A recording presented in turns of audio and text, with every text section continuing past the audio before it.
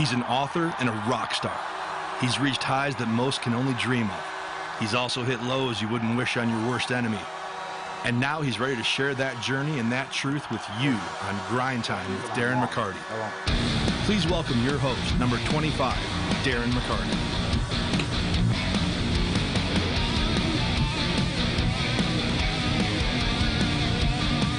Yeah, it is. Must be Wednesday. Let me look. Yes, it is May the 1st. Welcome to the first day in May, this 2019, 7:31 p.m. Yes, this is Grind Time. This is Darren McCarty. Happy to be with you. Excited here on this May 1st. I'm going to talk to you a little bit about what's going on in the NHL playoffs as I look up to the screen right now, midway through the first period. The New York Islanders and Carolina Hurricanes are tied at 1 in a series. Perry Vellucci, who's joining me as always, is at 2-0 Carolina, correct? Yes, it is. Yep, and this is first game's back, first time back in Carolina. Now, if anybody hasn't learned, you absolutely blew dog balls in the first round of the playoffs. I think you had one correct. Who do you have in this series, by the way? The Islanders, along with everybody else. The Islanders in this. Okay, good to see you're consistent. Shawn Michaels on the helm. Thanks for joining us. If you look around the room, you're joining us on Facebook Live. You might see some absolutely delicious tacos, some nachos, some hot sauce, soft taco, hard taco. Well, you can see Big Boogie, Big Hoss here. He didn't make it, which you would think because he's such a great cook. It could be something that he made, but I don't know this good. Tommy Gringo from Crazy Gringos. Which is exactly, is it 15 Mile in Gratiot? 15 in Gratiot, Clinton Township. Clinton Township, my brother. Thank you for feeding the crew tonight. And I got to tell you, awesome. These ones right here. The Al Pastors. Oh, there you go. See, there it takes one. Oh, it's like my 8th. That's all it took. And very good. So what is the different stuff you have? Okay, so I wanted to make a little mixture, so I got some, this is a flour taco beef, regular with lettuce, tomato, cheese. We call it American style. The one that Darren just took a bite of is an Al Pastor Mexican street taco with the cilantro and onion. I got another, that's part of a beef enchilada. We did some nachos. We make our own habanero sauce here, our verde sauce. The salsa verde, is great. What's the is it fried? The tortilla? The tortilla on the Mexican one is the authentic corn. So we deep fry it for about 10 seconds, and you get it a little greasy, put it on the grill. That's an authentic Mexican taco. That's what they serve in Mexico. So we'd like to bring it over here. All my chefs came from Guanajuato, so all your chefs are from Guanajuato, and you're the Greek gringo, right? Yeah, I'm the Greek gringo. Go figure, but I made it work. Yeah, but it did. So give some people a little bit of background, because not just this taco thing isn't your first rodeo. Grew up around. Give us some background to who Tommy really is. Okay, so my mom and dad came from Greece in the mid-'60s. My dad was a chef in the Navy there in Greece. And came over, and then that's all the Greeks knew back then was restaurants. So everybody's got to eat, and they like feeding people. Look at the smiles on people's face after they'd done cooking for them. So majority of the Greeks that came to New York, Chicago, Detroit, and all over the U.S. all opened up restaurants. That's what they knew. They put in the hard hours. So my dad, as I was growing up, I went to college, wasn't going anywhere with that. Where'd you grow up? I grew up in St. Clair Shores. Okay. So I was a East Sider my whole life. And I didn't know what I wanted to do. My dad goes, well, we're in the restaurant business. If you like it or you don't, but you got to let me know. So at the time, I was working at a jewelry store for a few years, and I don't really like that business. But how old were you? 14, I started at the jewelry store, and I was working till about 17. I was actually working 40 hours in a suit. And at a young age, my dad goes, why are you working so hard? I said, I'd like money. I want to be successful.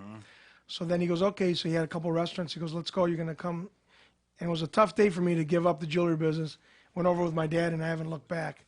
So since '87 till now, I've been in the restaurant business. So when did you know, though? Because it obviously, from my experience with friends and family that are grow up. It's a family trait. You're there from day one to you just work your way up. That's the way it is. For you, you stepped sort of away and came back, but you stayed there. What kept you there? I stayed there because I like being my own boss, first of all. Meeting all these interesting people and doing things and catering people and getting to know people and then just following that maybe I can expand in different fields of this restaurant. Now, mind you, I don't know anything about the cooking skills. I was always the front man. How am I going to take this and advertise it and go? And my brother always kidded with me because he was the cook. He goes, man, everybody loves you and I do all the cooking, but they just love you for some reason. I said, well, I'm Gotta the be front. the face, baby. Hey, don't hate the face. That's I mean, right. don't hate the kid-looking guys. Yeah, Although, anyway, if anybody could see this, because I gotta give a shout out to our Radio for One studios. We're sitting in this great studio. Also, you can catch the Detroit Cast with Mike and Beto Boger weekdays, but. Another, not only with Singing for My Whiskey with Vinny Dombrowski, but J. Chris Newberg. Does Tommy not look like a bit of a J. Chris Newberg Absolutely. doppelganger? So it's Wow. it's almost like, hey, Walters, does he not? You got to send it to him.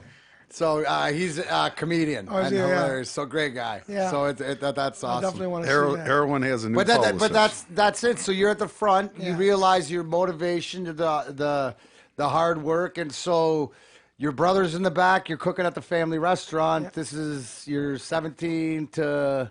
I was 17, yep, and then we had family diners forever. Then we ran catering halls and banquet for some of the Baker colleges, and then I opened a bar, and it was a successful bar at where the Gringo is now. But after a while, I met my wife, and she goes, "We got to cut these 2, 3 in the morning stuff." So I cut it. She goes, "What are you going to do?" I said, "I got something up my sleeve." And I told my family, I'm opening Mexican. And they all looked at me like, you're Greek. We don't know any Greeks that have Mexican. I go, So how long ago did you? 4 years ago. 4 years ago. Now take me through that because you know here at Grind Time with Darren McCarty, obviously Wednesday night you're listening to it live. I'm talking with Tommy.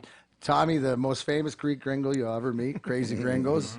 Over at that is Clinton Township. Clinton Township, yes, Gratiot. That's 15 Gratiot. east side. Yeah. East side. East side. East side E-Rock. East side E-Rock. E-Rock. I got to represent Smoke Gang for E-Rock tonight. He's out balling. He couldn't show up. He's got his.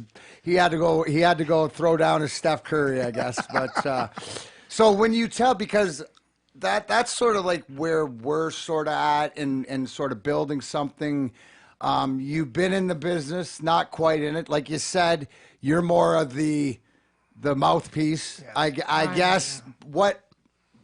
Why Mexican, and why did you think it would work? Okay, so I looked at my wife and I said, we're going to do Mexican there. She gave me the same look. She's like, you've been in Greek restaurants and diners and this and that. She goes, you don't know anything about Mexican. I said, listen, that's the new wave. Everybody loves Mexican. I just keep seeing it grow. And why not start now? There's not one in the area that's.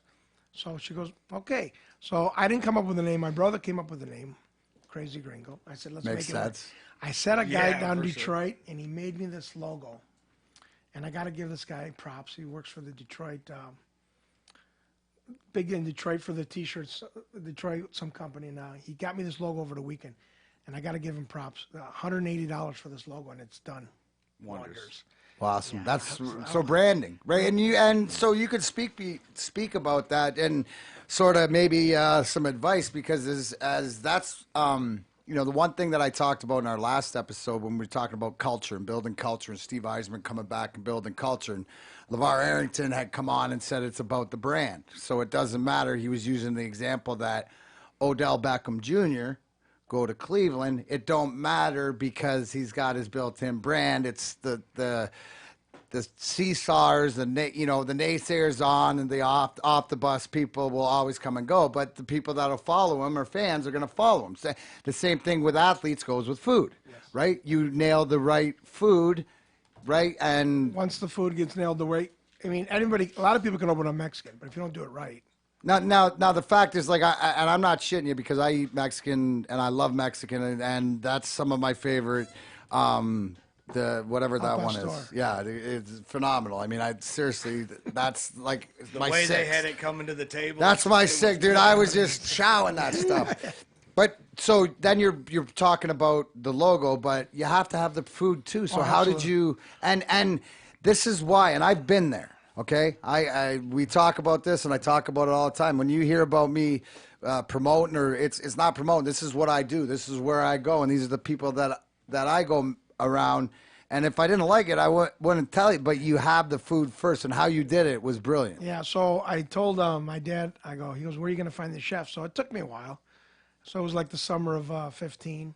Had a meeting with my one chef who's currently my chef, and we sat down. He's a very cocky guy, Oh, you think? He was wondering why I was dressed like. He said he thought I was a bum. I should be balling, and I was like, wrong guy. Yeah, homie. he goes, yeah. He goes, hey, Darren. I go, Darren won 4 cups. He goes, hey, Darren, why you look like that? I said, Why you look like a bum? So, yeah, he's a very tough guy. And the first meeting didn't go well. We sat down, we talked. I said, hey, if you want to come on board, I'd like to see your recipes. We go. And actually, in about a half hour later, he shook my hand. He goes, no, thanks, and thanks for the opportunity, but I'm going to move on. I said, okay. So I was back at square one. Now I got a restaurant about to open, no chef. So I was panicking, but I wasn't because I wasn't open yet. So if I had to take more time, I did. So a month to the day, he calls me. Tommy, it's Seraphin. I go, hey, what's up? He goes, can we meet again? I said, yeah. He comes right over like 10 minutes. He goes, is that deal still on the table? I said, yeah, it hasn't gone anywhere. He goes, all right, I start tomorrow. And that's been... Just like that. And that's 4 years ago? Yeah, 4 years ago. Now, what was the biggest, what's the biggest hurdle? You think because, because you have to, I'm trying to take it from where you're at. And being in front and around restaurants and stuff like that, pretty much in the business would be like, playing hockey, skating. You could skate anywhere, stuff. But to go into that, what did you find? So you got the chef. Yeah. Not only you mentioned that authentic Mexican, all the people that work in your kitchen are legal, authentic Mexicans, right? Which is huge. Yeah, huge. Right, because of the way. So then you got the chef. So, wow. So I got the chef. So we opened the doors, slow opening. My only thing now is I've always run diners and stuff that I know, but I don't know with the time frame how the food's going to come out. And first we opened the first weekend, and we were busy, and things were coming out a little longer. It was a brand new kitchen, brand new staff, everything. So the first couple of weeks I was getting some reviews. I took them to heart a little bit. Hey, this guy. For sure. And I've been in the business. You love your business. Yeah, I love my business. So I'm like, all right. So they were beating me up a little bit in the beginning. So I was trying to fix them. So I was there.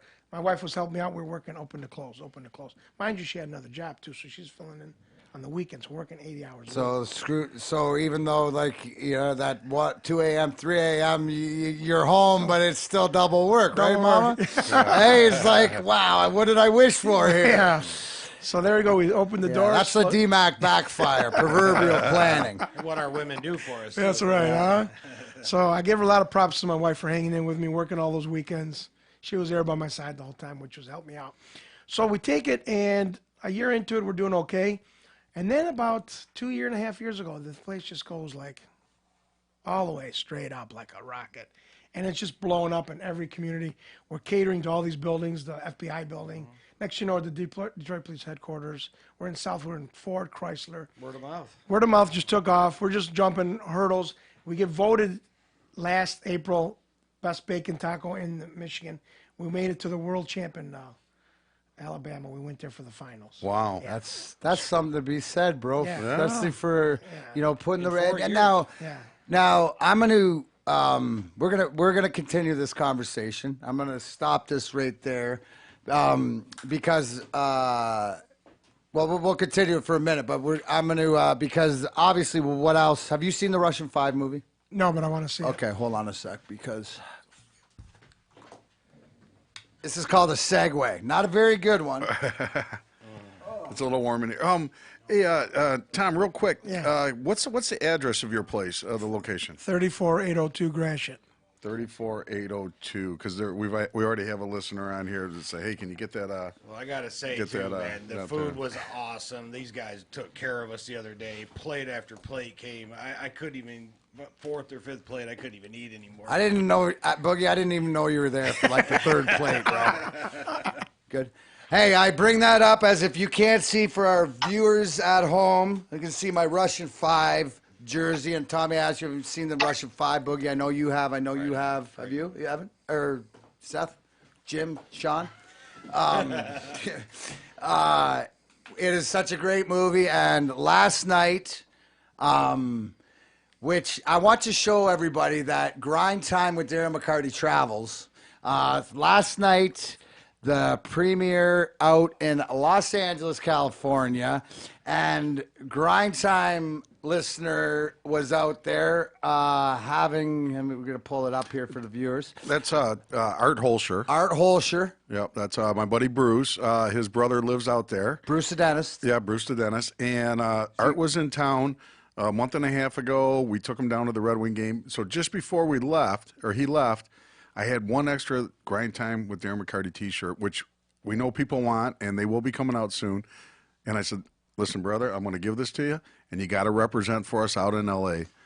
So it's a D-Max shout out to Art right now and everything, and that's a great segue right there. If you can see above him, the Russian 5 marquee, which I bring my guest in on the line, the first DMAC hotline, Grind Time hotline guest, and it should be you, sir. Director of the fabulous, so true. Can't say enough about this guy. Director Joshua Reel, the Russian 5, out there in Los Angeles, California. How you doing, bud? I'm doing well. How are you, man? Well, how was it, dude? Because you know what, I'm documenting this journey of yours from way back when we were test driving Grind Time and getting into it. So, to me, yesterday had to sort of be not a landmark, but sort of a pillar moment. Can you explain having your movie played at the Fine Arts out there in Los Angeles? Yeah, man. I mean, it's just next step on the journey, right? Yeah. And it's been, last night was great. There was a great crowd. The Dr. Hockey podcast guys were there, so they were doing some stuff before the show. The crowd, really got into it. Q&A was great. But to just sort of see it up there on the marquee, be able to take a picture, the Russian 5, and then there's a palm tree in the shot, that's pretty cool. For a Michigan guy like me, I never really thought that might happen, but here we are. Here we are. Now let's go back because was it last week or whatever? The one thing that also out there with you is the executive producer Jenny LaFlamme, who's been alongside the journey the whole way, and she was worried about Tampa because you had to go have the premiere in Tampa just after they lost out in the playoffs. But Scotty Bowman was there, and tell us what he told you guys, what he thought of it. So Scotty loved it. There was an NHL Russia reporter who was there he did a beautiful piece.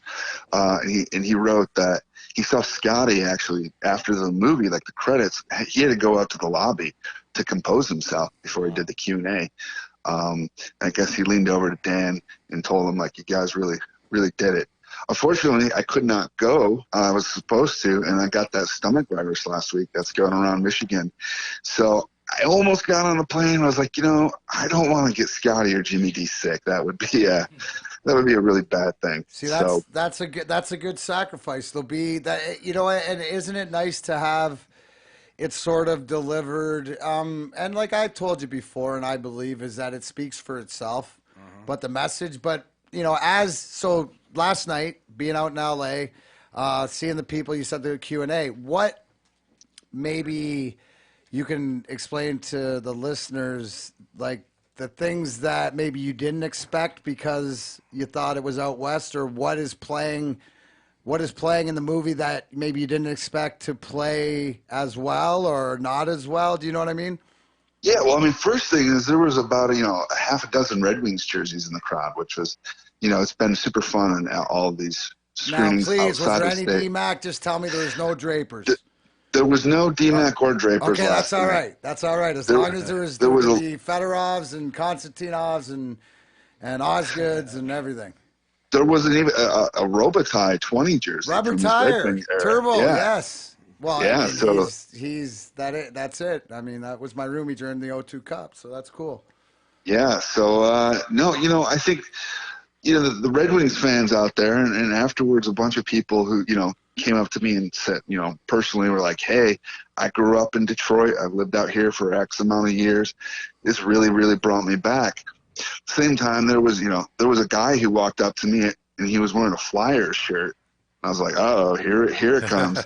And he was like, oh man, I loved it. Like I went on that journey.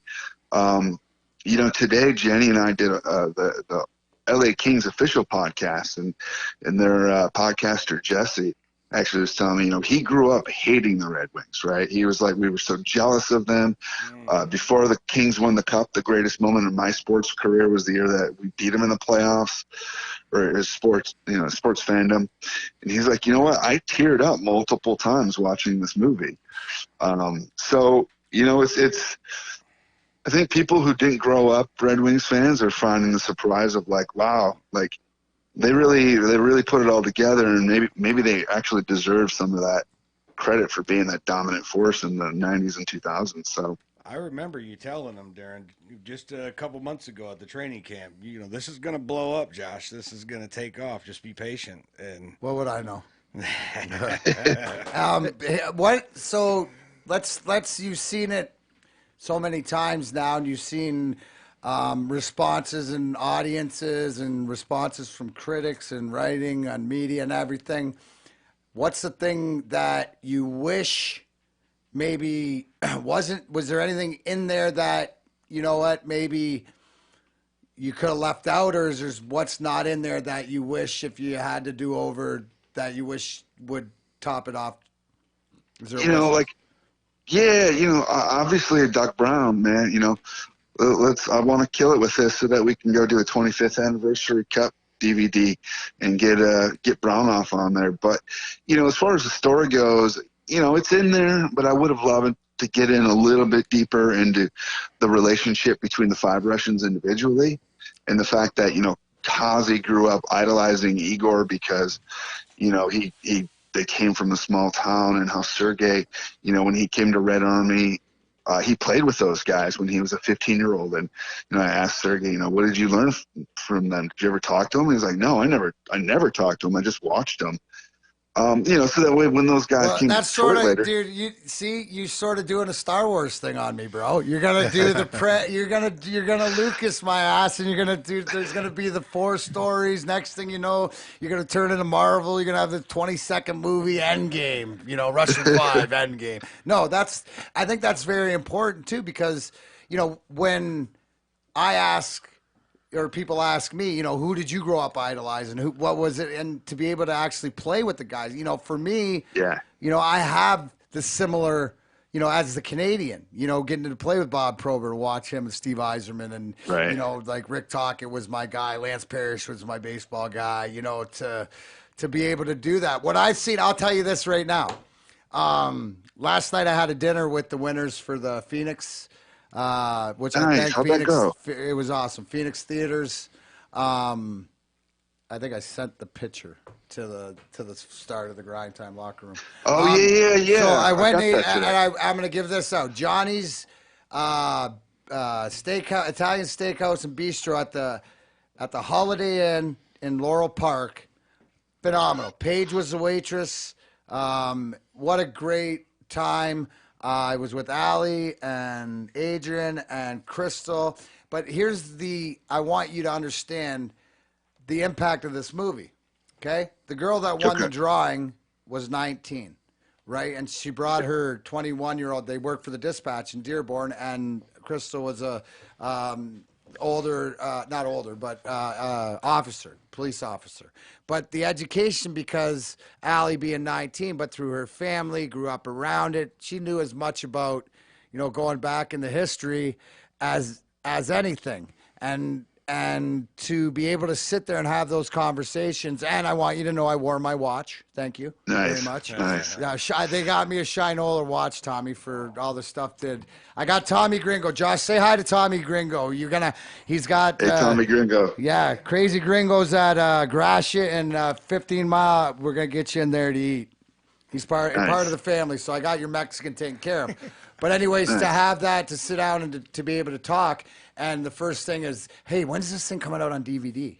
Is this going to be on DVD? Because, and that's the transcending from a 19-year-old where I'm looking across and I have, you know, 2 daughters and it's 2 sons that are older than this girl who's spitting out stats and stuff like this to her friend. And everybody had a different, and to be able to break it down to watching it, what it took back. But I implore everybody to go see it, because not only if you were around will you remember it, or if you haven't and everything's only folklore or like history lesson, well, you can go live it and see what it is.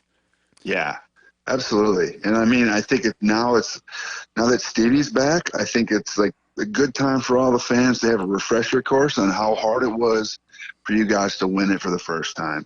Yeah, and I said this, Josh, because you've spent a lot of time with a lot of us and watching a lot of film and stuff like that. But I equated March 26, 1997, you know, winning that game because of the revenge, and I said that was the it's going to be all right, I don't know what it means moment. Well, at the press conference when Stevie was announced as general manager, it was the exact same moment. It was everything's going to be all right. I don't know what that means, but we're going in the right direction.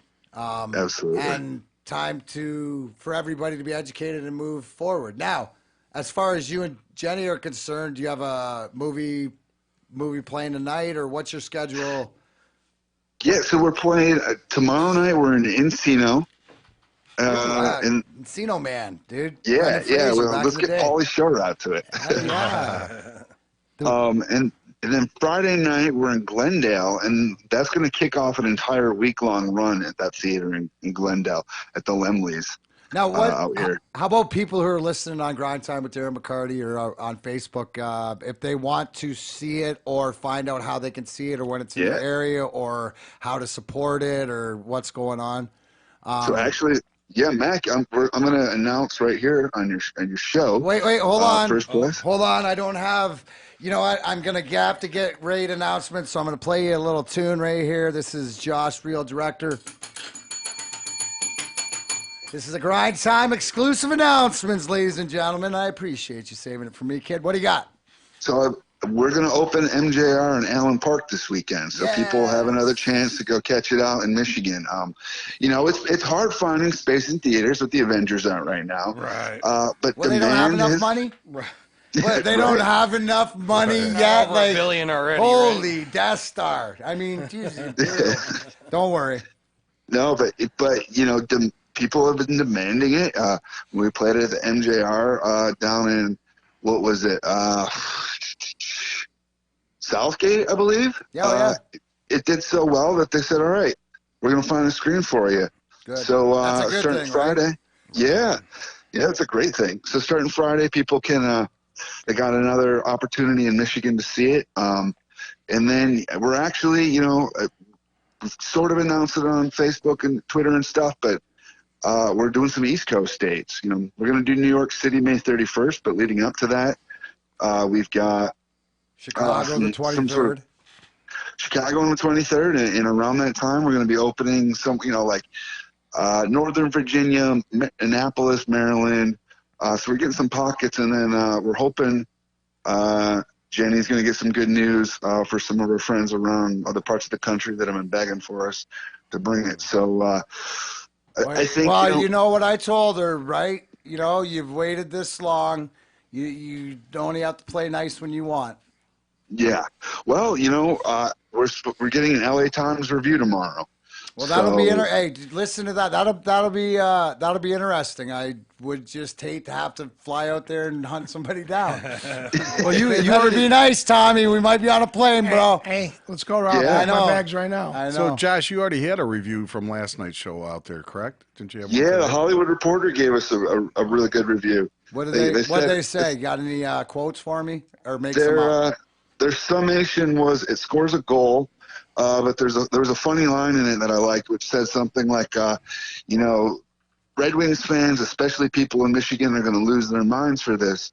But there's enough politics and human story and all that for it to be interesting for someone who the word hockey puck is a Don Rickles joke or Don Rickles insult. That's good. Yeah, so, you know, I think they kind of maybe missed what the We Are the Champions was about in there, but that's all right. You know, not everyone can get that. That's all right. You know, Josh, because like I tell everybody when I tell this story, which I have to, is the fact that on this journey that, that you've been on because of your connection with Vladdy, because of your personal injury, because of why you wanted to do it, that no matter what, at the end of the day, this is the only thing people have to know, is at the premiere when I talked to Anastasia, Vladdy's daughter, and I asked her, I said, hey, how many times has Vladdy seen the movie? And she says, I don't even know how many times he's seen it. That's all he does is watch it, and it puts him in his happy place. And to hear, I wasn't there, but to hear he was singing We Are the Champions at the end of it, bro, you put your head on your pillow at night, and all the rest of it in the middle, I hope that it's good noise, but the bottom line, it's just noise. You did for whatever else. It's one of those things that I want you guys to know how important, because now, as you see, they nailed it. It's a humanity story that it just benefited that the Russians in it, and the story about it, and I was happy to take it from PG to PG-13 for you. I appreciated it because Jimmy failed to do that. Yeah, right. No, that's right. Well, he wasn't. Hey, Josh, did I hear that Slava Fetisov was able to see the movie finally? Yeah, that's what Jenny and I heard, sort of through some Russian grapevine that she's been listening to and knows. Is that different? Is a Russian grapevine different than a Canadian or American grapevine? I think it's just potato. Yeah, it would be like, it would probably be potato. The potato, all right. She's Jenny's definitely not beside you there, because she'd knock you the frig out. Yeah. No, she's Los Angeles is so huge that she's staying with an old friend he lives on different part of where I'm at right now. So, she's getting some family time in tonight. I'm going to go do an interview with Film Threat magazine. Oh, good. And then we're going to get some good Los Angeles food, because it's been just go. Well, we got tacos. Hey, dude, we got some real Mexican here. Listen, this ain't that commercial where it's okay. We got the best shit. That's what we do at DMAC. Big Boogie, what's our line? If we can't do it, no one can. No, that wasn't it. We'll find the best We'll find the best possible person. That's good. 0 for 1, Boogie. Go back to sleep. I was not sleeping. I was reading some reviews on the movie, actually. Well, that's it. That's it. You should go see it. Josh, show your support to Josh. I've seen it. I know you have. All right, Josh. Hey, give our love to Jen. Yeah, tell Jenny, hey, and look forward. If you're not back in town, I know that I'll see you the 23rd, but we'll have to get the updates as they go. Just keep sending us the love. Thanks for letting us release that, people. MGR, Allen Park, this weekend. If you haven't seen it, you gotta, Tom, you gotta. I'm gonna head do it. I'm gonna try to sneak in before Cinco de Mayo and see it for a couple hours. That'd be probably a good way. It'd be like going to church before you go to hell. I like it. I like it. Cinco de Mayo. Cinco de Mayo. Don't forget about that. Yeah, that's actually Cinco de Mayo will be Roberta McCarty's 70th birthday. So beautiful. All right, Josh. Thank you, brother. Thanks, man. I'll see you soon. All right, you bet. Out there, Josh. Bye, Josh. Yeah, so that's the director and obviously close friend of the show. I mean, I don't want to brag, but he just drops. That's a pretty cool thing when somebody drops knowledge on your program about what's going on. No, I joke because I feel the love. But yeah, so that's awesome. That's what we all have gone on this journey. So this journey, to get a little bit more, Tommy, is that I got involved with it. I got interviewed probably 2-3 years ago, but I saw it as a process of what they wanted to do, and then met Josh and the story behind it, because Josh has gone through injury and used Vladdy as motivation, and just the way that it's all played out, and to be able to see them capitalizing, because it's the way that it was put together. It's the same way our team was put together, and it's an American and Russians and everybody else. The Ukrainians do the artwork, and like it's a global effort to make it happen, and I couldn't be more proud. I think everybody needs to see it, and what they're doing is enough to be to get in, hopefully, for Academy Award for documentary. So yeah, I guess by being in L.A. and New York, that automatically puts them in. So that's great. Yeah. All right. Let's go back, Tommy. So where we left off was 2.5 years in. 2.5 years in. It started to skyrocket. Yeah. And what would you attribute that to? Well, we did a little bit of advertising, not much, but I'm going to attribute to we did a couple of TV segments, and then hitting these festivals during the summer, pretty hardcore, and people trying the food and just raving and getting big time reviews. So I'm not big on the internet and Google. I was always a old-fashioned kind of Greek guy. So this lady hooked me up with Google right when I opened, and I look at my reviews. I got 870 reviews, and we've only been open 4 years. And I just was glancing through some other Google stuff, and I've seen restaurants that have been open 25 years. They don't even have 400 reviews. I'm like, wow, it's pretty huge. Yeah, that is something to be proud of. Yeah, very proud. So every day I wake up, I'm like, wow, what's the next thing we could do? So hitting this Bacon Bash, this year we won the People's Choice in Livonia and won the Bacon Bash. They're sending us now to Dallas, Texas. So we won the award 2 years in a row, and the way the announcer 3 weeks ago in Livonia announced us was like the Bad Boys, the back-to-back. Oh, no back-to-back, Yeah. So it was kind of cool to see That's that. awesome. I had my mom and dad there, and it was a special night. Accomplishment. Now is that like you said, the bacon? So that's a barbecue competition, or more? Technically, it's the best bacon dish you can make. Oh, okay. Yeah. So it's more of a it's a dish competition. Yeah, dish competition, and we go down to Alabama. They pay everything for us. The winner, if you qualify, gets $10,000. Then you go for the big win for $100,000. Wow. And we were going against people. This is our first time there. So our barbacoa taco last year came in third in the world. Wow. People from Austria were there, Germany, everywhere. So we came third in the world for that. But our pizza that we made came in 13th. So it dropped us out of the top 10 ranking. So just barely. But I told my chef, don't get discouraged. It's our first time. Yeah, that's great. Awesome. Yeah. That's and that's something that so that you would say at Crazy Gringo. That's something that is a whole restaurant family involvement. Like the cook, everybody takes pride in it. Not only what comes out on a nightly when you go in to try it, but we're competing. Absolutely. Now, how is that like?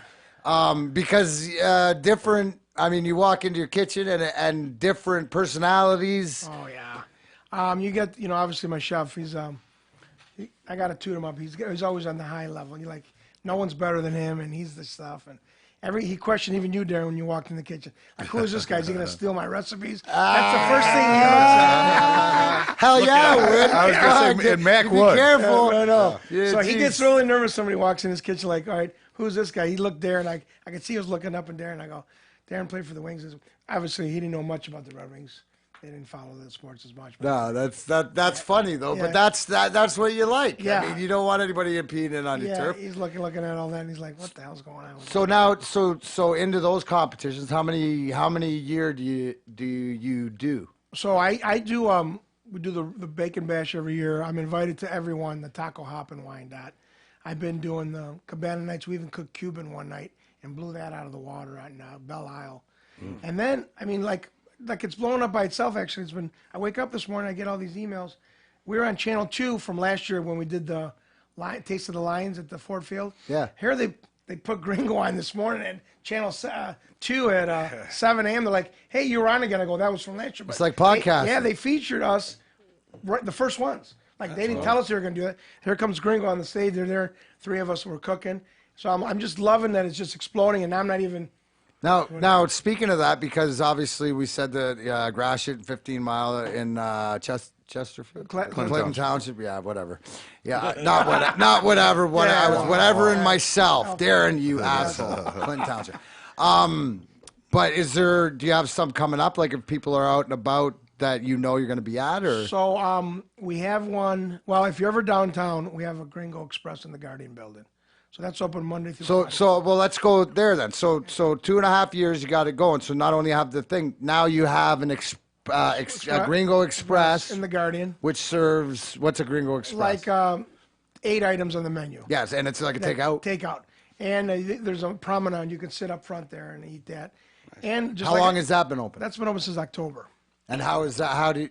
Good? Going right from the day we opened. Perfect finger food. Yeah, perfect, right to go on the road. Yeah. Cranes did an article on us, never even told us. I was in Cranes last week. try out the Gringo Express inside the Guardian. So I was like, wow, great. So they're just even. We did a show with. If you build it, yeah, they will come. Hey, Now, dude. are you looking at other expansion? Yeah, we're building east the side out third here? one's going up in St. Clair Shores. It should be open in August. Okay. Yeah, that's going to be like Keep it in the family keep right it in now. the family right now. Yeah. Okay. But I have people call me all the time like, "You're interested in expanding? We're willing to look at it." So I'm like my dad said, start slow. Patient. Yeah. And that's the thing. You're and always so, preaching that. yeah, well, what I've found, and I think that a lot of the same thing is foundation and building. I want to make, what I'm trying to do is make every level, solid, and before moving up, because I've done it before where it's built with 2x4s and they can crash. Well, now we're building it just solid and not being in a hurry, but being in a hurry to do it right, to finding the right. How did you know? Did you know with your cook? Because you said, did you know that he was the guy even when he said no? Yeah. Okay. Yeah, I knew. Yeah. So it was just sort of, sometimes you just got to leave it to Fate. Yeah, to fate. where it would be. Yeah. But because I think that's the one thing that I try to find is you surround yourself, where I said is it's funny because just so people know is that Tommy and I know a ton of the same people. Yeah. That was the first getting thing- to the that was the Russian first thing you Five, told one of the me. first Right. people we FaceTime is Max Manatsakhanov, who Sergei Manatsakhanov from Masur was in the accident with Vladi and Slava. Is his oldest son. He's like 42. He's out there in Florida or whatever. But Tommy Giftis, American National. I mean, and National Cornell, yeah. so a And lot we of haven't even got to the names of almost. no, exactly. I don't want to. The ones that we can't talk Yeah, about. that's right. Yeah. The ones that we don't know those guys. Yeah. Those guys. But the like you said, the foundation. Did you find that it? Do you have any advice? I'm going to give a lot of credit, and she doesn't like when I embarrass her, but I got to give a lot of credit to my wife. Well, that's where mine goes. Everybody who knows me knows I have one feeling. It's Yeah. my wife owns Yeah. it. She got me. Yeah. She's kept me alive. Yeah. So She's there, and she tells me, and if I'm thinking, she goes, "Hey, you're doing a great job. You're doing an amazing job." She goes, "Just take it slow. Just take it slow, and everything will work out." And ever since I married her and we've been together, she's helped me through this whole process. And she was there with me on everything, so I got to give her a lot of credit to my yeah, wife. no, it's sort of like a team. But Yeah. that's what sort of I get not only because it's you and your wife, and because you don't want to be. I mean, I can't stay up till friggin' 2 a.m.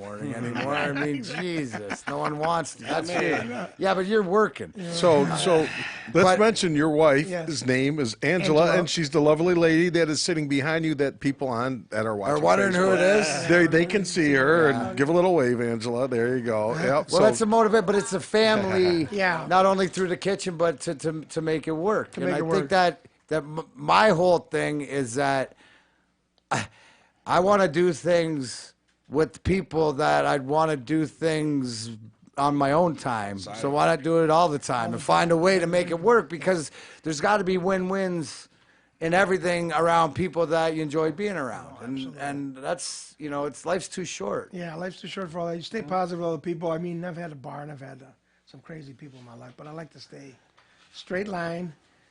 Hey, you got your brother for that, bro. Yeah, I got my. we all have a brother for that. Oh yeah, I got a brother for that. A younger brother to say. I got one too. Dimitri. Yeah. Oh yeah,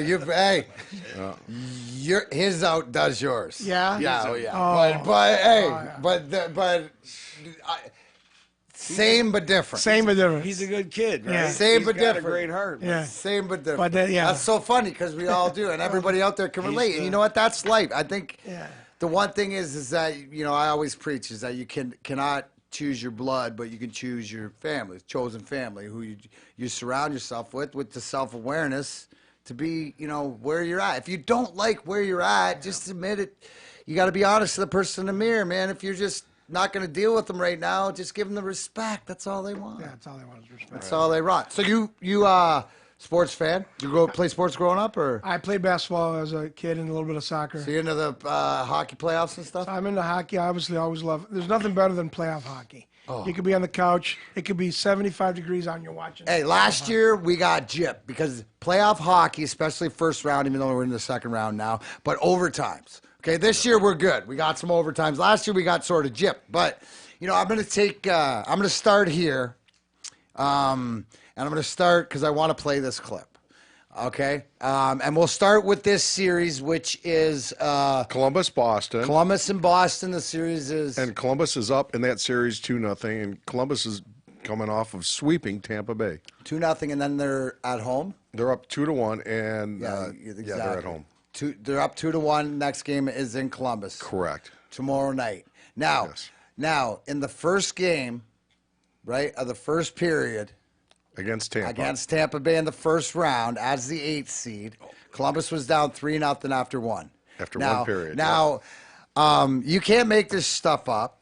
And there's when people ask, how do players respond? Well, it's like this is the Hail Mary of coaching.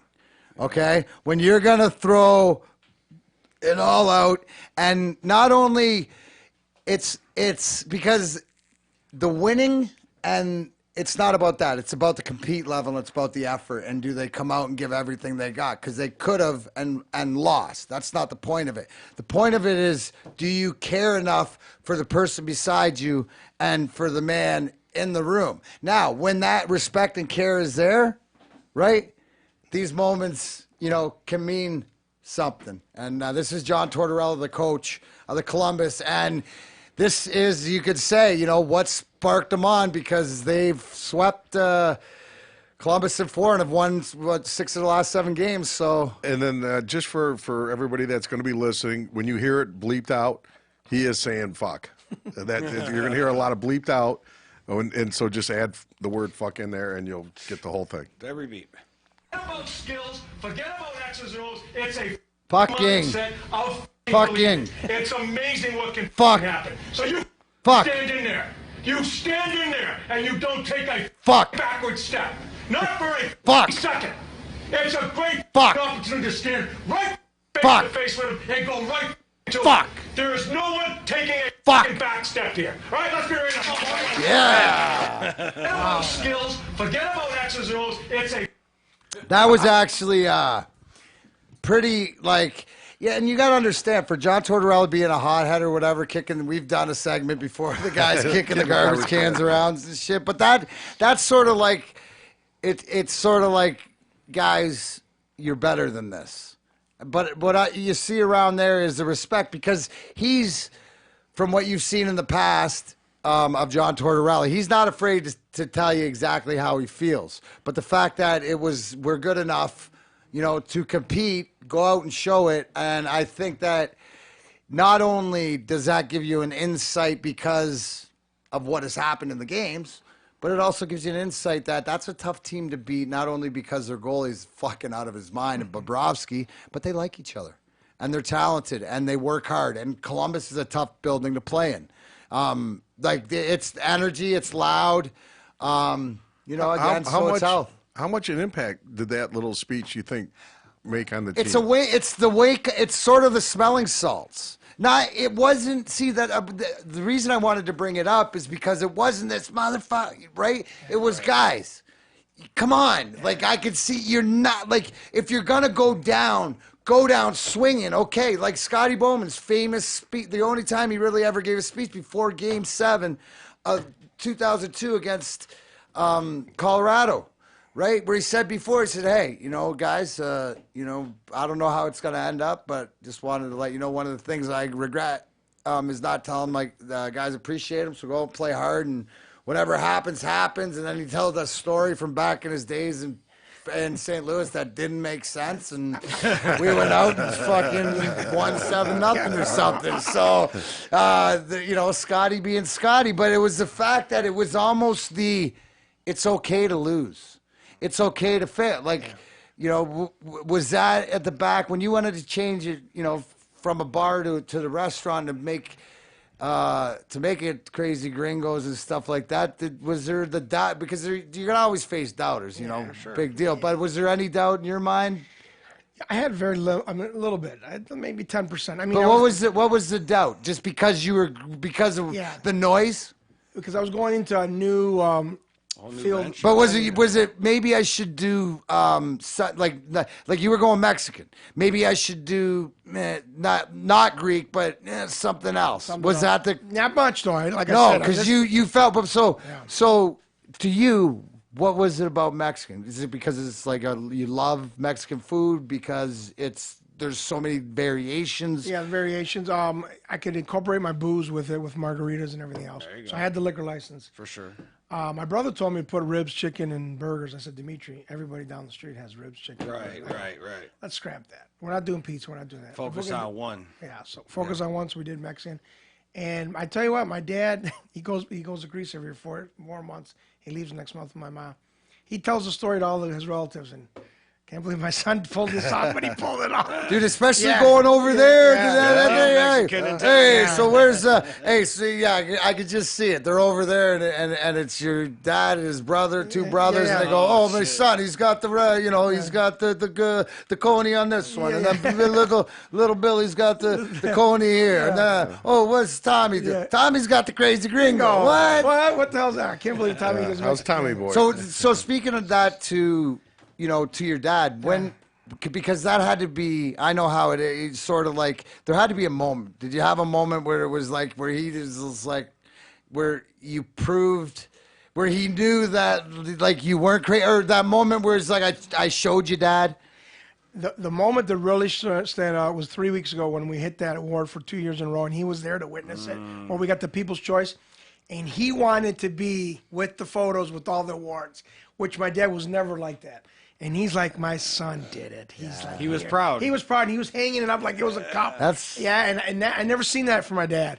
And that's when I knew he really believed in his son. He goes, wow, he really pulled it off. We all look for that, I think, from our parents. Yeah. Well, that reminds me or of someone in our life that's important. That reminds me of people look up Devin Bush after Devin Bush, who was the outside linebacker, got drafted. And for all the draft choices, they have their parents or their families tell them, and it's sitting in different rooms, and that sort of thing is like a lot of Devin Bush Sr., who also played in the league, pretty much came across like, I know I was hard on you, son, but you should have seen me tell my brother all the time, you should see this kid play, you should see, but I'm never going to tell you that. Like, this is the same guy as a parent who Devin Bush Jr. fumbled when he was 8 years old, and his dad told him he sucked because losers only fumble. Like, I get it. It's a different age, but the fact that he didn't mean that, he wanted the best out of his kid. And to hear that moment, it doesn't matter. And that's a kid who got drafted in, 21 years old? You're a little older than that. Old, I'm 48. 48, you're right, and you still mean something. So everybody, don't forget that. Remember that this Mother's Day and Father's Day. And as it's coming up, because that's important. You can always make your parents proud. Always. Doesn't matter what age they're at. You can make them proud. Speaking of proud, this Carolina, back to the hockey. Carolina and the Islanders 1-1 middle of the second period with Carolina 2-0 lead in this series. Hey, what were you saying today that you were talking to Greg Steffen earlier? Yes, I was talking to former Detroit Red Wing goaltender, and Peter Carmanos and Chad LaRose. Yeah, they were ringing the horn tonight. They were flying down to this game in Raleigh, and Chad LaRose, a Fraser, Michigan boy, who as a rookie won the Stanley Cup with Carolina in 06. And so Chad was going to be doing the air horn before the game, and he was all pumped up. I mean, the kid, the character he is. And, and actually, Carolina is the odds-on favorite out of Vegas right now to win the Cup at 4-1. San Jose is.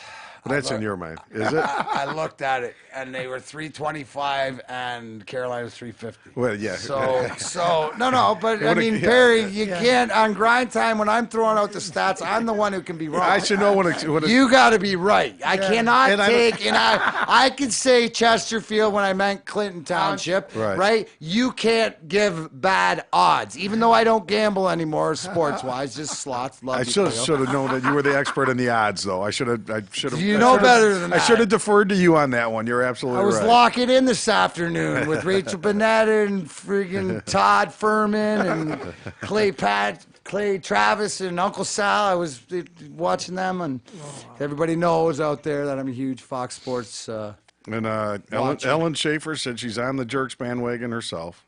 That's it. You know what? You got to love the way they play. I'll tell you this. I don't think, Curtis McElhaney, who was in the Flame system when I was there, great kid. You know, like I said, what I always tell you, you got to stay healthy. So, you know, if they can stay healthy, but right now it's always game threes in every series. They're always the pivotal game. You know, a lot of time you say that every game's the most important game and whatever else. Well, it flips it for either 2-2 or 3-1. Now you're just one. But here is the caveat, right? Because this is the biggest thing is that you won 2 on the road and you're coming home. You can't have that. You're more apt to be not ready coming home 2-0 than 1-1. Now, that's where experience and leadership and a guy like Justin Williams, Mr. Game 7, whatever, where it comes in. And I think what you're seeing is just a penalty taken. Mm-hmm. Who taken the penalty? Fault. All right, they're down. So this one, you know, this could change the series because you win a game on the road, right? As the Islanders, you're back in it. It flips it back, right? And last night, so what's the other series? So Columbus we got to that. They're 2-1. Yep. And then a game later today is St. Louis-Dallas series where St. Louis is up 2-1 in that series. And that game is in Dallas. Correct. Right? Yep. That's and speaking of the Russian Five, Dallas Stars saw that movie before the playoff run by Jimmy Lights. I don't know if you know that or not. So that's why a little inspirational. Yeah. I like St. Louis. I've been saying all along, like Chicago got their break. I retired so they can win. You know, St. Louis has never got their break yet. Maybe this is the year. You and Sean Belizean both picked St. Louis, and Ken Kell and myself. I think Dallas wins tonight. Took Dallas. No, I don't it think ties it up 2-2. Win the night. Although I don't have a dog in the fight. And then what's that? San Jose, Carolina. San Jose, Colorado. Colorado. Yeah. Yeah. And San Jose's up on that one 2-1. Yeah. The Fate team of Fate. That's my fate runner. Fate runner. My fate runner. Yeah. Oh yeah, I'm going with Chewbacca Burns on the back end, and Carlson and Jumbo Joe Bunyan. So hopefully we'll see a couple more overtime games in these in the second round here. Yeah, is that the other? That's it. We're down to 4. We went to 8-4 series. Yeah. Man, and isn't that weird? So like, think of the teams that are left. Yeah. It doesn't make sense. Fucking Batman hockey. Fucking Batman hockey. Tell us how you feel about the committee. I don't know. So did you growing up, you just talk sport? Detroit sports fan? Obviously Absolutely. basketball, Bad Boys. Bad Boys. What you gonna do? Yeah. Who's your favorite? Would you have a favorite athlete growing up or? I mean, I love all the sports athletes. I was at a bar one time with Joe Dumars and Isaiah Thomas, and I got to give credit to Joe Dumars. Joe's the best. He's this class act. He is. I will say that. Yeah. So two different guys. Yeah. I actually sent 2 beers over to him. Joe Dumars came over, shook my hand, drank the beer. Isaiah actually shoved the beer right back in my face. He goes, there you go. So I said, okay, that's how it's going to be. That's fine. But Joe Dumars, class act. Who else? And Tom, where was this at? This was in Pontiac. So we were at it was after a game. They were there too. Was that Giannopolis? No, it wasn't at Giannopolis. Okay, so you didn't own the bar at the time. No, I didn't own the bar. This was a bar in Pontiac. So. Okay. Yeah, guys go to bars, bro. Well, but he was a bar owner. I didn't know if they were at his place. He would have said at my bar. I would have assumed. Well, then, I had to be listening. Obviously, I wasn't. There you go, Perry. Honesty, that's what we preach here. Self-awareness. I like it. But that's why I was asking the question, just to catch myself up with them. Yeah. I got a lot of stories I was telling Boogie over here when I was down at Give us one. Give us a classic. Listen, guys, this could be a segment. I'm going to get some music for it. It is story time in the D with your crazy gringo Uncle Tommy. Uncle Tommy, take it away. Okay, so here we are. We're a group of us. We're at Blue Martini in Birmingham. And it was around the golf. I think the Ryder Cup was here, I think. And all the celebs were in town. So I was eating upstairs, actually. And then we went downstairs. We knew the manager. He got us downstairs. Lee Tushman? Yeah, I don't know who it was, but then he said all the Red Wings are coming in for dinner later, and Except McCarty. So I'm trying to think of the year now. I'm just having 06. Yeah, that's what it, yep. Well, you're filling in really good, Yeah, man. Yeah. actually it was 06, he's right. Yep. Yeah. So we're downstairs there, and Allegedly. Allegedly. we're down there having some martinis, and here comes Michael Jordan, Charles Oakley, a couple other guys. Barkley? No Barkley. Oakley. And they're sitting at a high top, and waitress goes over and, of course, open up champagne and all the drinks. So it was my buddy, me, a couple other people, my buddy's wife. He just got married. And we walked over to Michael. And I said, hey, Michael, can we do an autograph signing? Well, my mom really liked it. He said, you know what, sir? I'm on vacation right now. I'm at the thing. I'm not going to sign no autographs. I said, okay. I also respect it. So I'm in the bathroom taking a piss, and I look to my right, and who it is, it's Shanahan. I go, hey, Shanahan, what's up? He goes, not much. I go, wow, man, ever since you guys walked in, I go, why is the attention off you guys and all about Michael Jordan? He goes, wow, when Black Jesus walks into any room, he says, game over. He goes, Red Wings who? So I was like, wow, Shanahan, yeah. He goes, it's true. He goes, yeah, he's first come, and then we're all following that. So, yeah, it was like hanging out down there with these guys. It was kind of cool for a couple hours. I don't remember all the Red Wings that were there, but I think there was like 6 or 8 of them. Yeah. Oh, yeah. No, that's How many were there, Jordan, Mac? and that, I mean, if Jordan is so Chelly was there, I wasn't. Okay. I think Chelly was there, yeah. He would have been, because Yeah. that's his connection. I remember the first time you talked Michael Jordan stories. I remember we're in United Center and getting ready for a game. It's probably like an hour and a half before the game, and it was an afternoon game. Remember that? Sort of sitting there beside Drapes, and here comes MJ right through the room. Starts talking, stay hanging out, whatever like this. Just shoot the shit. Where's Chelly? Oh yeah, Chelly. Yeah, oh yeah, MJ. Got pictures and stuff. It's cool. Oh, yeah. That's cool. It was cool. I'm a But Barry fan. but to your point, that's a different level guy. Yeah. That's a different level guy. And it doesn't mean you're not a human being. No, you no, shouldn't act like a human being. But at least I've heard that before. But at least that sounded like you can respect that where he. My wife's uncle used to And the fly way, him. Oh, yeah. He used to fly him per private, Yeah. and he didn't do. He liked to bring his cigars. And Yeah, he'd cigars. sign a few It's balls for also- that, but yeah. he wasn't much of an autograph signer. No. but just the way he handled it and the way he, Which is respectful. spread, the words he used and that. I mean, I would have signed it, but wait, which goes. I heard, hey, how about this? Here's one for everybody. We got through the playoffs, right? Yeah, we just got through, but Carolina just took a 2-1 lead. Falk came out. Holy bunch of Falk, jerks. Falk came out of the box and scored and buried a nice little backhand. Hey, which, okay, Perry, I gotta have to comment on that because, dude, I'll tell you, in the playoffs, okay, in the first or second period, whatever like that, a close game, tied game, maybe down or you're up, you get a penalty. You never want to get a penalty, right? But in the third period and a tie game or whatever, you get a penalty. Especially late. I mean, you're just sitting in there praying to Jesus, baby Jesus, God, Hare Krishna, Buddha, Gandhi, whoever will listen, right? You're all over praying for, right? And then you realize there's a moment where you see either the flow's not, right? So you'll get different types of killing penalty, right? So immediately, like, it's like the worst, like, it's not the word, like being in trouble with your wife, like really bad. Like, it's not that bad, but it's like close.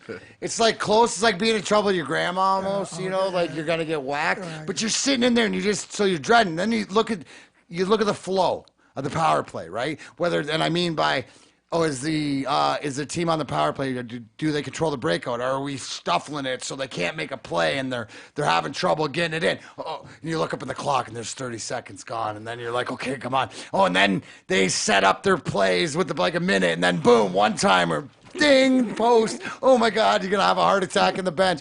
And then next thing goes across, goalie makes a great save. Then they ice it down, then you realize, okay, there's like 7 seconds, and it gets dumped, and you can sort of see what's developing, and as you're looking and you're going, there's no greater feeling. And I'll tell you, because you said Justin Falk, right? A defenseman, big shot. Vladimir Konstantinov was the king of taking penalties in 1996 and getting the puck as he came out of the penalty box on a breakaway and scoring. So from the worst feeling of letting you down to getting that opportunity coming out of the puck, it's almost like you feel like, or if you score a shorthanded goal, it's just Like, yeah. I mean, without me taking that stupid penalty, when it we never scored, right? So, but you want to go from anxiety, and especially playoffs. I don't think during the regular season at all you'd ever really worry about. Like you do something stupid, you're going to get yelled at, or you might get your docked ice time. Yeah. But to really something that you didn't, it wasn't. It like, truly means something now in the playoff hockey. Well, it's unbelievable. But then to be that recluse, to be able to get that breakaway or that opportunity to score, but Barzal just ties it up. That was a rocket. Wow. Oh, it was Josh Bailey. I'm sorry. I got my Perry eyes on tonight. I know. That's and if anybody doesn't know what that is, that means I just fucking everything up. Can't see what the hell you're looking at. I can't see. I can't talk. So that's awesome. That's the playoffs. Yeah, that's the playoffs. So where the fuck was I? You're talking about no, I was talking about that, but where were we before that? Athletes. Oh, maybe athletes. You were talking about your story with MJ and. Oh yeah, no, that's athletes growing up. So you have those stories of running into them. So did you go down? Have you been to the Little Caesars? Yeah, I've been there a few times. What do you think of that place? I like it. I mean, you're actually sitting a little high up. Right. So yeah, I saw we saw Bocelli there last was it 2 years ago, Ange? And that was beautiful just to see. I like it more for concerts. Yeah, the sound system's it's phenomenal. Great for concerts. UFCs, wrestling would be great. Really. Oh yeah. Gotta see one of those. All those things like that. Where do you want to go to next? Boogie, what do we got? I'm gonna ask Haas, what do we have? We got Friday coming up in West Branch. Where? Edwards Township Hall. 7 o'clock? 7 o'clock. We got Cam Rowe on with us that night. Oh, Cam, funny man. So you're talking about Darren McCarty slapstick comedy. Yeah, so this is what you're going to be doing on Friday. I'll be out Saturday. I'll be at the Strand Theater. It'll actually be good because America's Got Talent. Tom Cotter, have you seen it? I'm actually hosting, and Jason Douglas. So he's actually opening for Tom, and I only say this because I have a bit that I do, which isn't a bit. It's all my shit's true. So they're not a bit, but it specifically involves little Doo-Doo Douglas.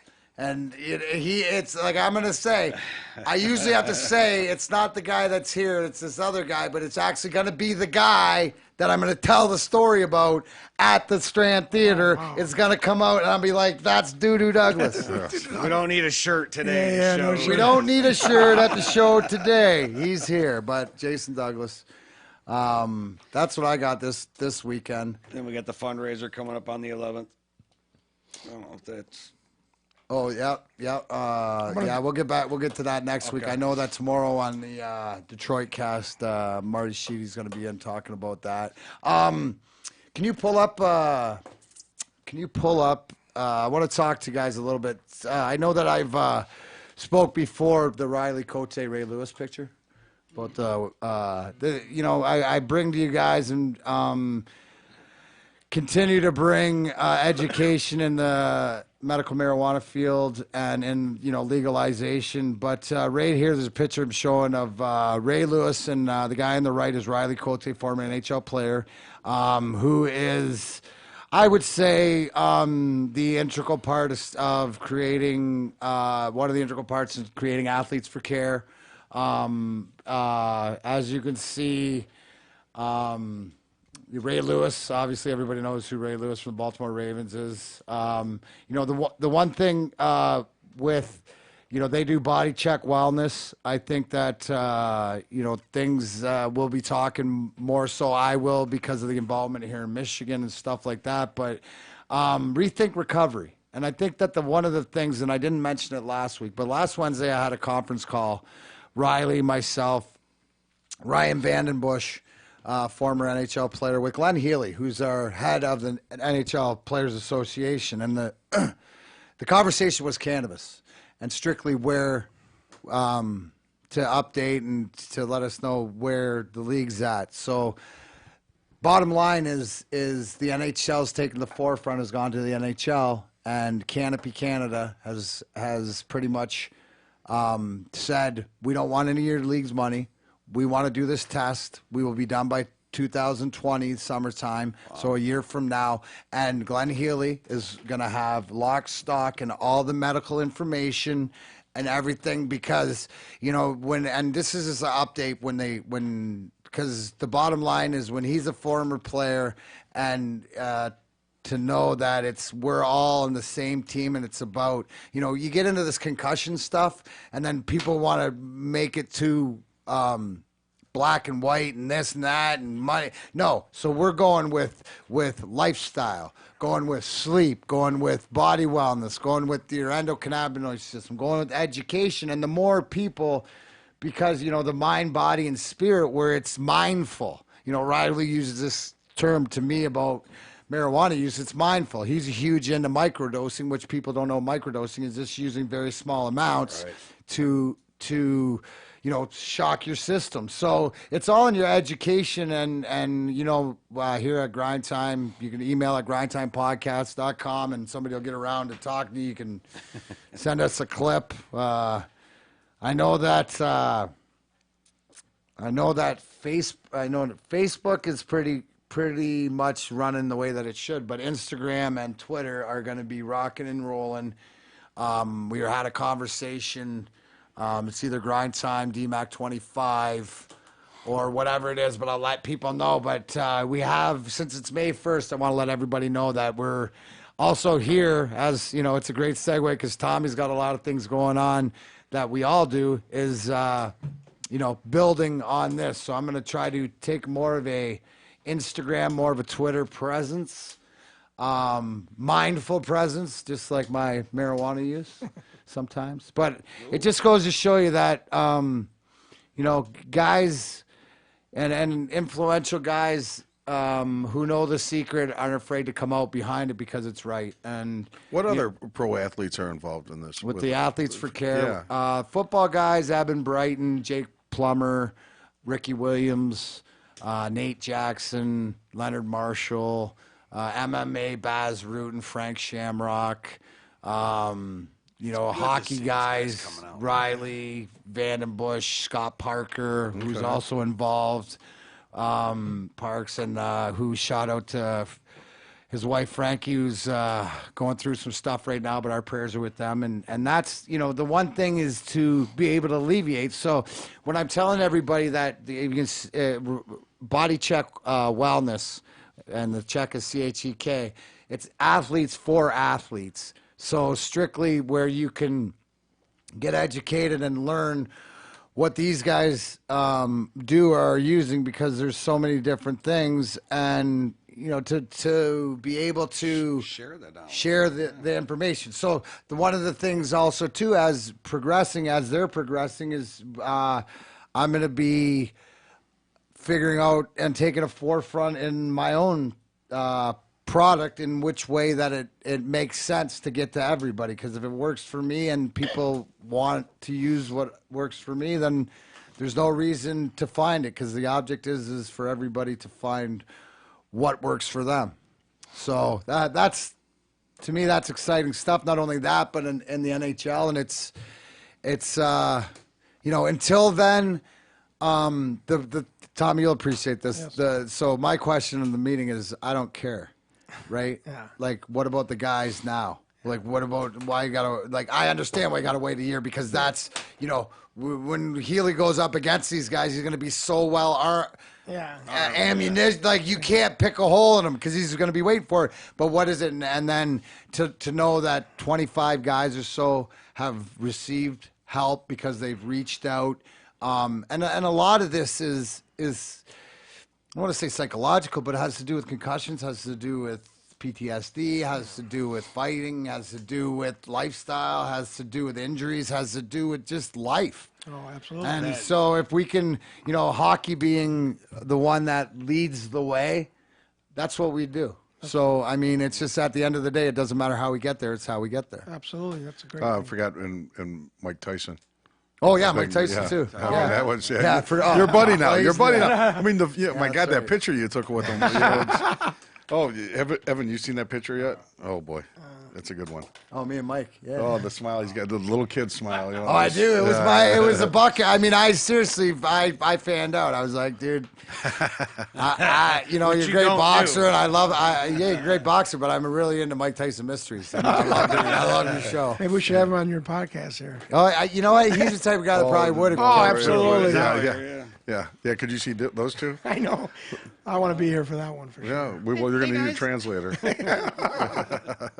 Do you Where'd all the tacos go? I'm sorry, I haven't eaten all day. I feel like I had to have one for sure. I'm sure there's more back in. No, they're all good. What what else was? What else did I want to touch on? Well, Let's see, Talladega last week.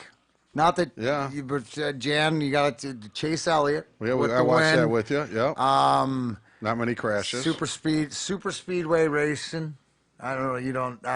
I'm a huge got into NASCAR. That's why I'm excited about the same weekend. Actually, the Hash Bash and the MIS is the same weekend. So I'm gonna have to take in practice for the Hash Bash. Then. Well, you know what's coming up Saturday, right, Darren?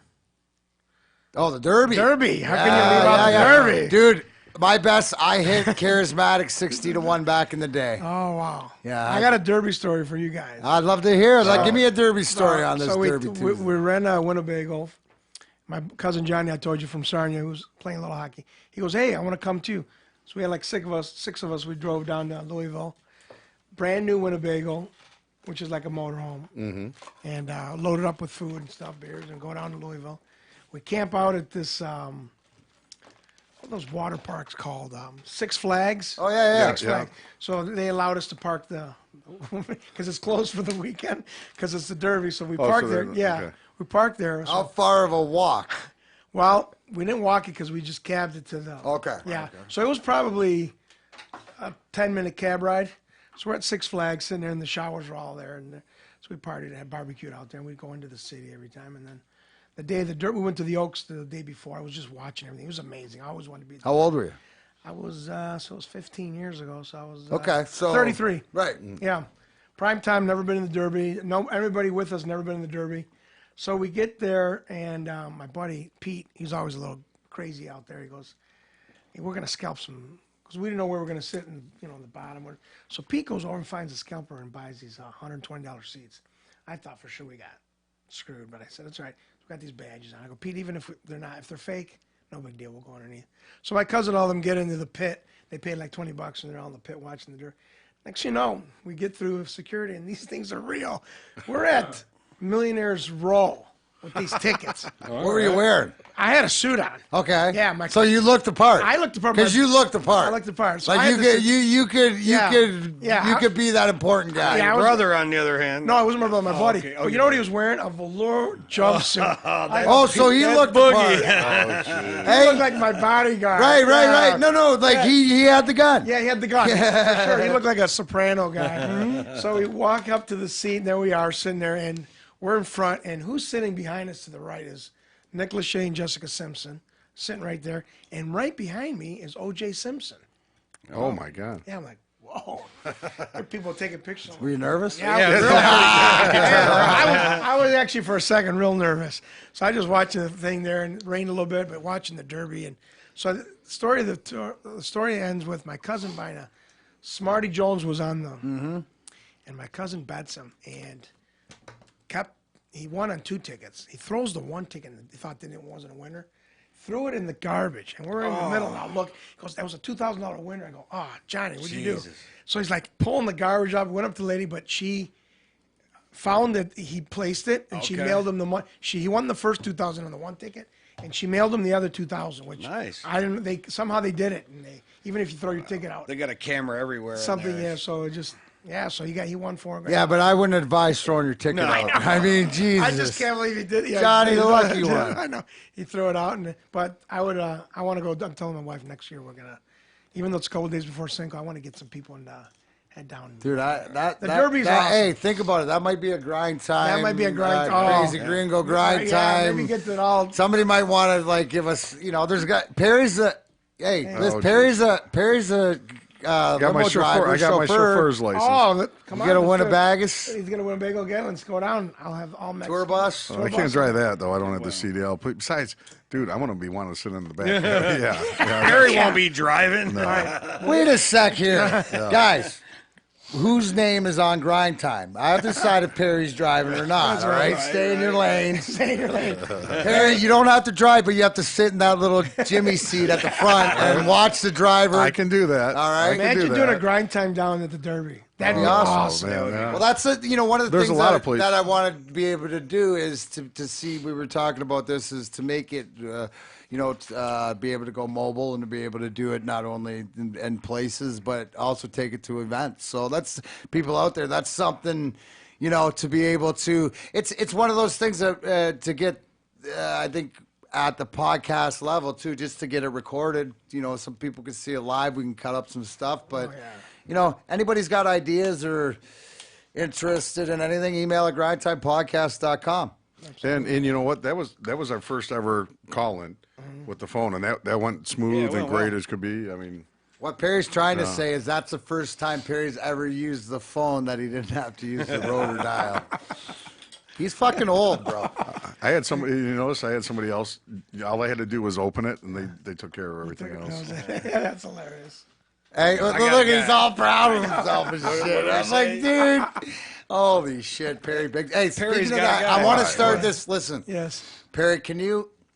Because Perry has this gig driving for our boy Reitz at Rockstars Limousine. So, like, you could actually request Perry from Perry Vellucci. Yeah, the Perry Vellucci. Yeah, that's the one with the smile that the girls just can't get enough of. Could be your driver for a airport visit or a what? Give us. You have any interesting? Well, you were the one I had Saturday night. I had a young lady and her sister. Took them down to LCA for the Pink concert. It was her 40th birthday party. Her husband surprised her. Had her sister flying from Florida. Had me show up with the limo. She wasn't aware of any of this. So just as I'm dropping them off, they're like, "You come down there?" I go, "Yeah, I ref the Red Wing alumni games. I come down a lot." And she goes, "Wait, you ref the Wings? You do you know these guys?" I'm like, "Yeah." I said, I got a podcast with Darren McCarty. You know Darren McCarty? So as they're in the show, I was talking to Darren, and Darren does the cameo.com. Okay, so that's where celebrities and sports athletes. So you can go on the website and request. For them to do a short little video. So I called her husband. I'm like, "Do you think that she'd want this?" He's like, "Oh, heck yeah!" So he gets a hold of Darren. Darren shoots this video for her. She gets in the car after the concert. She's ecstatic as heck. 7 stars. And just wow, look at that. 7 stars. Yeah. 7 reactions. No, I do a different one. I haven't seen this. I get them on my phone, but a lot of them I do in here. Because I think it's cool, but I think it's a great way to, and I've done from birthdays to different things. And the thing is the way that it's set up is you can make it as personal.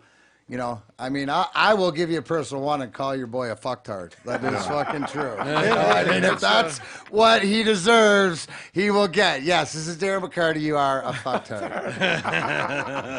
I think it's just, in a world of facilitation or trying to get communication because you don't know, and if it makes somebody's day. So to Perry's point, Becky, it was Becky's birthday. How about this? So the other day he's driving and. Next thing, I get a request from her husband on Cameo to give her. So I gave her a really good personal one on his, and then I gave her one through this. So how cool is that? Yeah, it was. I mean, it made their night perfect, and she just really enjoyed it. And unfortunately, that was a little something I was able to it worked out for. She was happy with my driving. She was happy with the service. She was happy with Darren. And you made someone's day. I told her. You get it. That's it. Right? You made someone's day. That's another fan for life. Yeah. Grind time. The slapstick, the fucking weed, and the green, whatever. It's when you put a smile, like you said, the Greek you through the stomach, right? But also through the mind and through the appreciation, because you see somebody or you hear somebody, and you show them just respect. That's the world that I want to live in. Absolutely. Absolutely. You know, and I love different characters. It's the best part. But at the end of the day, keep those intentions pure. Isis, can you pull up on there the stuff for the Proby ride? I want to show everybody that Bob Probert's ride this year. Let me. No, that's not it. Do you know the date offhand, Mac? I'll check. No, June something. Yes, All I right. know that. No, that's all right. It should be in there. I got a quick fan one while we're sitting here. So Darren and I were at the Pro Bowl last year. We stopped at a stand to eat some tacos, and a couple guys walked up. He had a Red Wings jersey on. I had a Lions jersey on. And these guys come, oh, Red Wings and Lions fucking rule. That Red Wings are awesome. That Fedorov, that fucking Darren McCarty, he rocks, man. I fucking love this guy. I look next to him, Darren, just laughing the way he's talking to the guy for 10 minutes, never knew it, and just kind of went on his day. And, wow. You know, it was just funny. That's funny, Darren. I was at CVS the other day, walking in there, and this guy was chasing me up to the pharmacist. I beat him. He goes, oh, even with my long legs. He says, you beat me up here. He's talking to me for 20 minutes. I'm like, all right, dude, I got to get out of here. I got my prescription. You know who it was? No. Dave Rosemont. I didn't even know it was Rosemont. How bad was that? Oh, man. Yeah. Rosie. Yeah, what? So Mac, the ride is going to be 6/23. So on June 23rd. June 23rd, I think it's in there, is it not? June 23rd, Sunday. That's a Sunday, Looking yeah. for in the locker room the picture of Darren Banks and Zach Cassidy. Here, I'll send it right now. For the Bob Probert ride. Just as we pull it up. There's a great story, too. No, it's down. It's all right. It's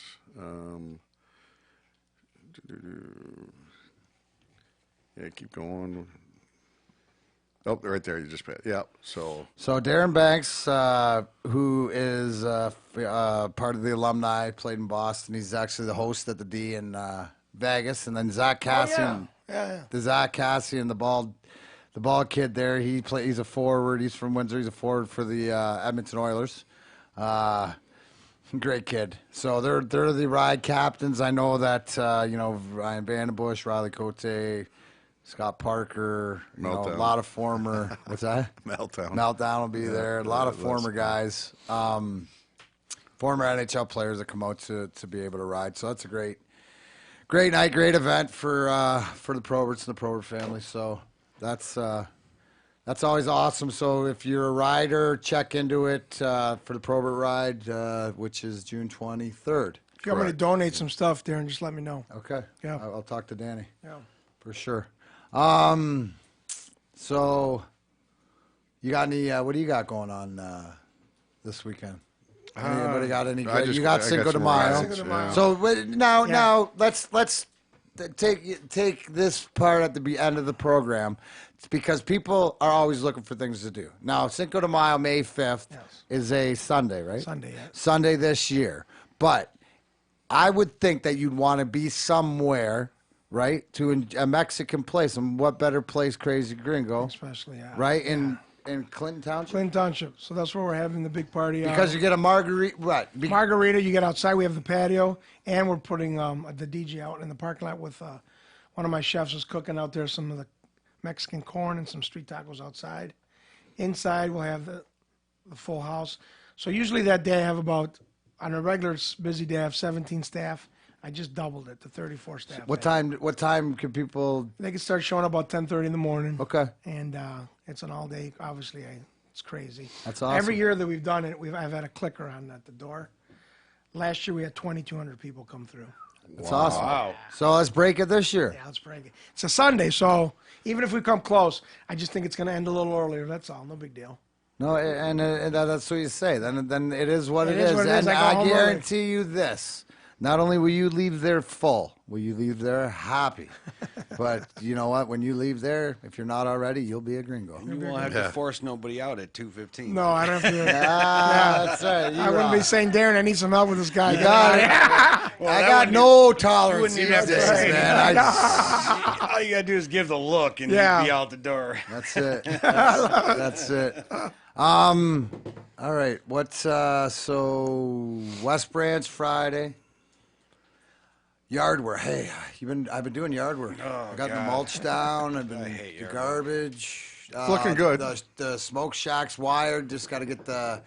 Wait till I have you over when the smoke shack. I got the Home away from electrical home. done. The insulation. I just got to do the drywall, and she's all ready to go. So, Like a big kid in his playhouse. Yeah, he loves it. just happy to be home. You know, that's what it is. That's what it is. Oh, yeah. Well, guys, out there for this Wednesday night, little update beginning of May. So here on Grind Time with Darren McCarty, we got a lot of things happening. You can always check us out. Use the Grind Time on Facebook app. Grind Time, DMAC25. I don't even fucking know if that's the Instagram or the Twitter, so I'm not even going to pretend. But you'll see it. I'll let you know. We got changes coming up. We got changes coming up. Yeah. So I'm getting this shit together. I please ask you guys, give me the month of May to get things all tightened up. Like I said before, we're really in no hurry, except in a hurry to do it right. Love all of yous out there. And remember, no matter how many times you fall down, get your ass back up. That's Grind Time. We're out.